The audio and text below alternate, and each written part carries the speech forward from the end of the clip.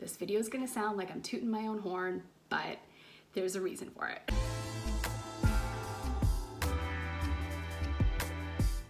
Hi guys, welcome back to my channel. I'm Paroma Sharma and this is my little rectangle where I share a little bit of my life with you. And today is another day, another video, and actually the day that I tell you guys about my hidden talents. An interesting video. New for me, it's the first of its kind. At the risk of sounding a little bit like I'm tooting my own horn here, there's a reason and I need you to follow with me to know why I'm telling you guys about my hidden talents today. One of the things that I've been doing since I was probably 18 or 19 is emceeing, like being the master of ceremonies or like being the host, the person with the mic, the anchor. emceeing, which is one of my hidden talents that a lot of you might not know about. So someone who takes an event from beginning to end, goes through the itinerary, but not just reads it out, but also engages the audience. And I've done it professionally. I continue to do it professionally, obviously not now because it's COVID and there are no events happening. emceeing, and I'm by no means a pro, obviously, but like I said, I have done it professionally. And the thing with emceeing that I found over the years that I'm continuing to learn more and more as I do more and more,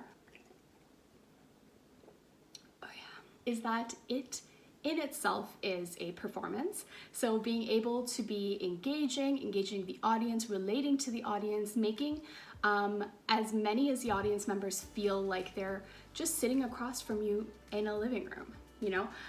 That's my approach. So I don't think I'd ever be able to do like MC like a big concert or like a rave or anything like that, but definitely like corporate events and family gatherings and weddings. I've done a lot of weddings and wedding related events and stuff. You as the MC control the entire vibe of the event. You set the tone for it, right? So you really have to be engaging. At the same time, you have to find that balance between being a memorable anchor or being a memorable MC and also not at all trying to look like you're trying to steal the show. Like that's a very horrible and tacky thing to do, especially if it's a wedding, especially if it's a birthday. It's like a corporate event, like a fundraiser for like a very sober cause or something, or maybe there's like a disaster and it's a disaster relief fundraiser, and I have MC'd those kinds of things. Those kinds of events, of course, you don't want to be the focal point, right? You want to be memorable, but also you want to be humble about it. And you also want to find that really nice, pretty sweet balance between walking away and having people remember, okay, it was Paroma, she's the MC. She's not just someone that's reading out A to Z, but also being like, she was engaging and yet she didn't divert from the cause or the event or the focal point of the event. And also in emceeing, and this is something that I continue to learn actually from my nanny, from my grandma, she's taught all of us a lot about the art of speaking. Now, like I'm just casually sitting here talking. This isn't how I would MC. You do have to put on a persona, and you do have to, with that persona also comes a voice. And that voice is either this one really nice voice that you have that you've mastered over time and that's what you perform with, or a voice that actually changes event to event while still holding its integrity. I know this sounds like a lot of load crap, but I'm trying to explain it the best that I can. This is not the voice I MC in, but then the voice that I do MC in is different. It depends on even what part of the event we're at. If it's the entrance of the bride and groom, everyone's getting hyped up. That's a different voice that I use versus like Vidai time. At the end of an event when everyone's crying and, you know, the daughter's being given away, there's a different voice to use for that. So even within one given event, while holding on to the integrity of your voice, it's still going to fluctuate so much. So that's my first hidden talent, emceeing and anchoring, that maybe a lot of you don't know about. The other hidden talent of mine that actually a lot of people probably don't know about is writing. If I were to like choose two professions where it would feel like breathing or like eating or sleeping to me, is speaking and writing. Some things come easier to some people. Some people are just naturally good at cooking. And some people master the skill and surpass people who are naturally good at cooking. I told you guys in the beginning, this video is gonna sound like I'm tooting my own horn, but there's a reason for it. This is like, I'm really putting myself out there with this one, guys. Oh my God. I've actually half written 2 books. I know that's insane, but I have 2 manuscripts that I've half written. Like I said, this is a hidden talent of mine. Writing comes extremely easy to me. These 2 books, I think one I started to write about 7 years ago or 6 years ago. And so it's funny because if I were to go back and read it, I think it would be really emotional for me because it would be my writing journey. How I used to write 7 years ago versus like how I write now is, I'd say it's a little bit more polished. Not that I've had an extensive amount of experience or practice in the meantime, but it just maybe with age, maybe even with your daily job kind of thing, you know, just like writing, corresponding, you just become a little bit more articulate as you grow older, just living life, you know? The first manuscript that I ever started to work on, it's actually a kind of like a romantic thriller. That's what it is. That book is a little bit of my childhood with a splash of fantasy, with a tad bit of like other books that I've grown up reading. It's a story on its own, but then it carries a 7-year journey of my writing skill. First one was a romantic thriller, and that's, I would say it's about 2/3 of the way done. The other one is actually sci-fi, and it's, I'd say, about 1/3 of the way done. Yeah, the sci-fi actually started writing, I'm going to say 5 years ago. That's a little bit about the manuscripts that I've been working on, not actively, but I mean, I've put pen to paper or finger to keyboard, I guess, and you know, started to write 2 pieces of work. So I think that in itself is great, but I think it's about time that I turn it into something. Now that I realize I can take one of my hobbies like YouTube and really like crack down on it, and I can dedicate time and effort to it and treat it like work, since I have been since January, it's felt amazing. And even though the growth isn't insane, I feel like my level of skill in whatever it is that I put my mind to is polishing up as I'm doing it, which is just, it's just such a wholesome feeling. I learned from this experience, which is almost coming to an end, 30 days of daily videos, I learned that a little bit of practice goes such a long way. My husband's on an important work call, so I hope you guys can hear me, but I'm going to speak a little bit lower, closer to the camera. These hidden talents of mine, emceeing, writing, plus this realization that a 30-day challenge polishes up any of my skills, has brought me to what this video is all about today. The reason I tooted my own horn this whole video.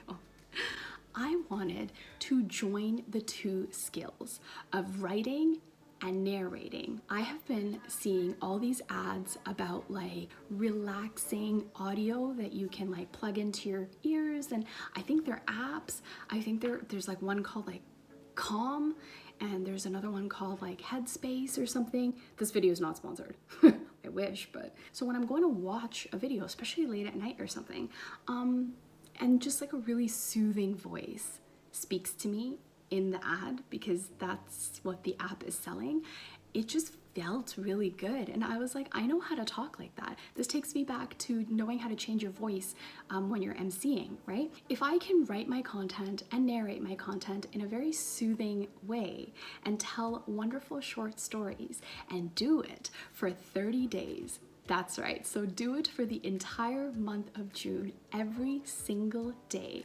Because I always found myself rereading what I wrote, kind of, you know, in like the ideal way that I wanted it to be read. Not just writing, but storytelling, the art of storytelling. I want to master that. Same way that Calm and Headspace have their voices and narrations, except their voices and narrations are telling you to relax, be very still, and just be very aware and breathe. And that's beautiful. That content on its own is beautiful. But I wanted to try something different.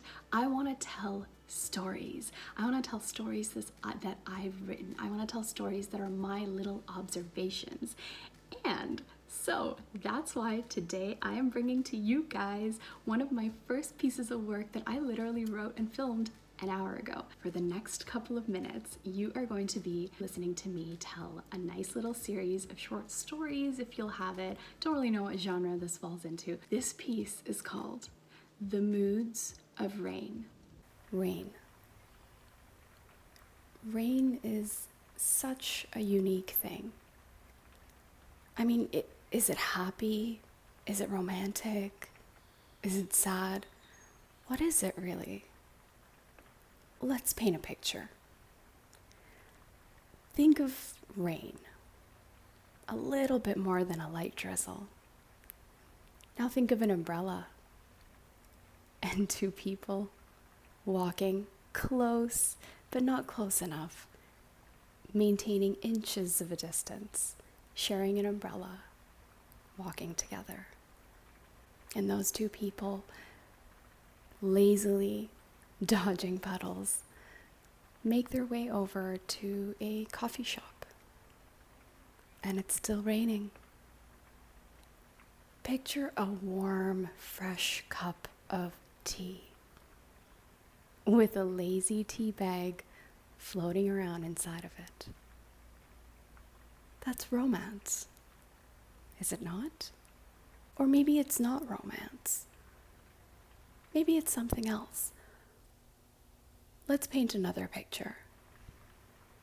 Think of gray clouds, dark and stormy, rumbling, angry clouds, a downpour, like the heavens are crying with you.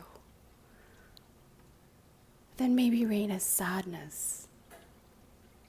Maybe rain is devastation. Maybe rain is loss and heartbreak and not romance at all. Let's paint another picture. Think of a big fluffy cat rolling around, napping by the windowsills, moving from one nap spot to another, adjusting his fluffy little curl over and over as he lazily sleeps through the whole day. Now think of fuzzy and warm socks. Think of a good TV show. Maybe a really nice scented candle. And it's raining outside. Then maybe rain is lazy. Let's paint one more picture. Think of yellow rubber boots on tiny, tiny little human feet, splashing in puddles that seem mammoth in size to a tiny little toddler. Imagine those tiny little rubber boots, and they splash in a massive puddle, and the ripples from those boots rocks a tiny little paper boat in a vast puddle just trying to make it by. Those tiny little rubber boots and that tiny little paper boat in that tiny little puddle in the rain. That's happiness. Maybe rain is happiness. Rain, in its purest form as water, does what water does best. It really does take the shape of whatever you pour it into, or in this case, whomever you pour it into. That was it. That's my video on my hidden talents and what I'm doing with them now for the next 30 days. Here's the other thing. I have an Instagram account that I have dedicated so that I stay on this 30 days of writing challenge that I'm starting on June 1st. So if you want to follow my writing, storytelling, narration journey, then go ahead and follow the Bamboo Box on Instagram. This is my page where I'm going to be really bombarding the feed with storytelling and narration and little short stories. I know that this is a very specific niche and that not everyone's interested in this, so I really don't want to bombard my original Instagram account, which you can follow as well. This is my personal original Instagram account. I really don't want to bombard that feed too much. The Bamboo Box of Words is basically the name of the page. I hope you guys enjoyed today's little episode of my hidden talents and introducing the Bamboo Box of Words. I hope you liked that little story called The Moods of Rain. I hope it was calming. I hope it was soothing. I'm really putting myself out there. I'm really trying something new here. I feel really vulnerable and very exposed, but also very excited, because one thing from this challenge is guaranteed, and that is that I'm just going to come out a better writer. Just like I came out a better digital content creator from this last 30 days of daily uploads. So this is the next challenge I'm going to do, guys. Thank you so much for watching. If you like this kind of content and if you dig it, let me know in the comment section below, because I'm really giddy and I really want to know. Give this video a like, subscribe to my channel, and as usual, guys, thank you so much for dropping by. I'll see you guys tomorrow.